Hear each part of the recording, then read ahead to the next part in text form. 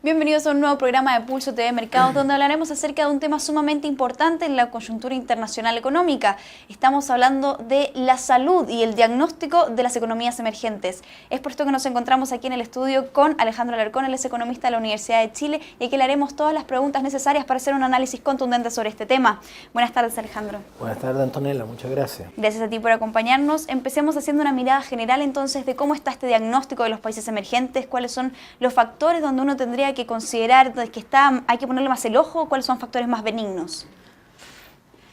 Bueno, esta historia empieza a aparecer con más fuerza el año recién pasado, cuando empieza, de acuerdo a las estimaciones de crecimiento mundial y por zona, a aparecer con mucha nitidez que algunos países desarrollados iban a llevar ahora la fuerza del crecimiento, entre ellos Estados Unidos y también Japón, y otros países en tono menor, el conjunto de Europa, pero apareció con mucha fuerza que había una cantidad de países emergentes que estaban entrando en una combinación que parecía peligrosa para el movimiento de capitales, entre ellos Indonesia, Turquía, Tailandia, Brasil, México y en algún grado Chile también, donde claramente al sonido que tocaba el tambor del tapering norteamericano, ¿no es cierto?, que finalmente fue anunciado en mayo y finalmente apareció la primera expresión en diciembre, a fin de diciembre, y tuvimos ayer la segunda expresión, o sea, de los 85 billones de compra de activos financieros con una liquidez exuberante en el mundo, ya estamos en 65 y yo creo que la señal es muy clara, el tapering va a seguir en lo que resta del año. Entonces, eso produce dos tipos de fenómenos. Uno es que los países que gozaban de abundante financiamiento empezaron a tener mucho menos financiamiento y eso empujó sus monedas muy fuerte hacia arriba, lo que los ha obligado a los bancos centrales de esos países a subir la tasa de interés. Al contrario de lo que estaba pasando acá, que la habían bajado, ¿no es cierto?, y ahora hay una cierta duda. ¿Ya? Eso por un lado, y por otro lado ese apetito voraz que tenía China por las materias primas de muchos de esos países también se empezó a contener porque China también entró en un periodo de ajuste que no está explicado exactamente por este menor capital que hay dirigiéndose a estos países emergentes, como se llaman, sino que más bien por razones domésticas internas. Pero el efecto es igual. Por lo tanto, los países emergentes están teniendo dos efectos. Por un lado, una parte importante de los capitales que les permitieron financiar exceso de gasto, como el de Chile, durante muchos años, ahora van a ver resentida esa posibilidad y por lo tanto tienen que ajustar su cuenta corriente, y una manera de ajustar es la flotación de sus monedas. Y el segundo efecto tiene que ver con los términos de intercambio, en los cuales también van a sufrir un efecto muy profundo, porque China no va a ser ese demandante feroz que había de materias primas. Y ese es el cuadro general en este momento.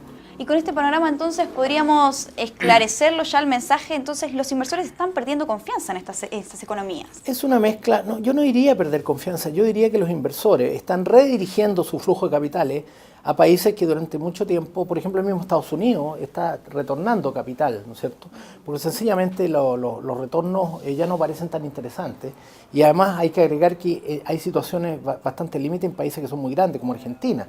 Argentina ha entrado en una crisis muy importante de la cual yo creo que va a salir solo con una devaluación, y también los inversionistas, particularmente en Latinoamérica, están preocupados de Brasil, que también ha entrado en esa dinámica y donde los inversionistas, un asunto de rentabilidad y un asunto de que efectivamente la depreciación aleja a los capitales también.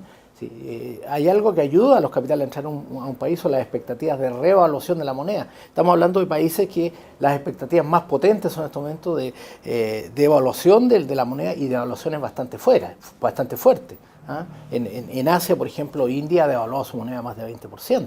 El otro día, hace pocos días atrás, tuvimos Turquía, tuvimos Indonesia con unas devaluaciones mamut, que le llamo yo, ¿no es cierto?, muy fuertes, y por lo tanto el ajuste se está yendo por impactos que pueden afectar finalmente la inflación en esos países, por lo tanto un entorno mucho más delicado para lo que fue los 5 años anteriores, donde los países emergentes llevaron el empuje de la economía mundial.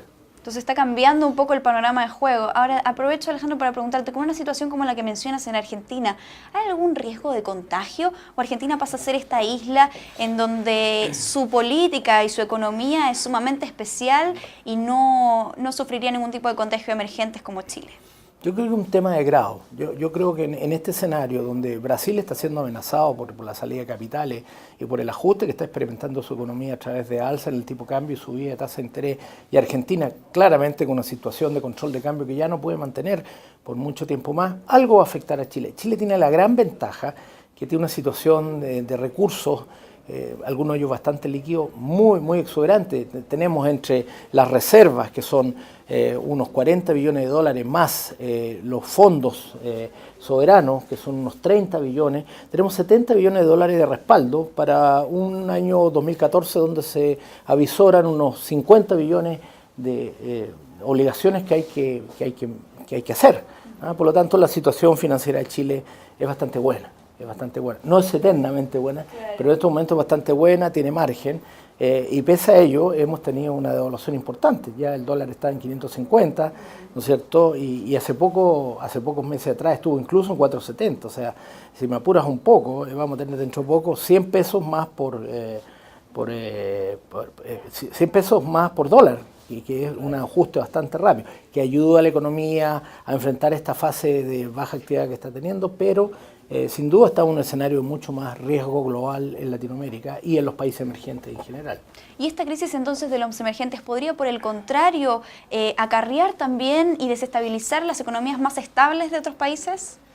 Bueno, yo en este momento estoy cauto en dar una opinión que va a arrastrar, por ejemplo, a Estados Unidos o va a arrastrar a Japón, que en estos momentos son los émbolos, y la recuperación de Europa, que aunque es lenta, todavía es incipiente. Por lo tanto, habría que esperar para ser terminante. En todo caso, sin duda, esto introduce un grado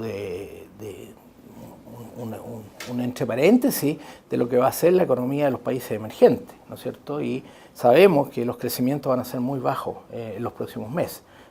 Y el reclamo fundamental es que estos países no han hecho la tarea en algo que es fundamental, que son cambios estructurales. Aquí mismo en Chile lo hemos visto reflejado. Al no hacer reformas, entre ellas la reforma de energía, que hemos hablado en otras oportunidades, y otras reformas, la productividad total de los factores no crece. En otros países la situación es peor respecto a la reforma. Entonces, finalmente esta plata dulce que tuvimos durante 5 años, como dicen los argentinos, la plata dulce se está acabando en los países emergentes y van a tener que trabajar muy duro en reformas por el lado de la oferta, reformas estructurales para poder recuperar esos crecimientos fantásticos que tuvieron durante 5 años, incluyendo Chile, ciertamente. Hay visiones más pesimistas que dicen que entonces esta crisis de los emergentes podría desencadenar un contagio como la crisis asiática del 97. ¿Es demasiado pensar que podríamos llegar a eso? No, yo creo que la última crisis que tuvimos, el 2008, a finales del 2008, tiene su origen en un mal manejo general de capitales en los países desarrollados, particularmente en Estados Unidos y ciertamente en Europa. Y esa fue la razón que originó una recesión mayor, cuando estos efectos financieros se transmitieron al sector real de la economía. En este momento tendría que haber un solo país que tuviera un desastre este año, que es China. Claramente China. O sea, China nos puede hacer pasar de incertidumbre a problemas serios si su crecimiento finalmente cae. Perfecto, entonces vamos a poner el ojo a todo lo que está ocurriendo con China para ver entonces cómo se desencadena. Ese sería un factor de que pudiéramos tener una situación mayor. Es bueno China saberlo, la clave. por supuesto. Muchas gracias, Alejandro, entonces Encantado. por acompañarnos en este programa. Encantado. Y muchas gracias a ustedes por acompañarnos una vez más aquí en Pulso TV. Que tengan muy buenas tardes.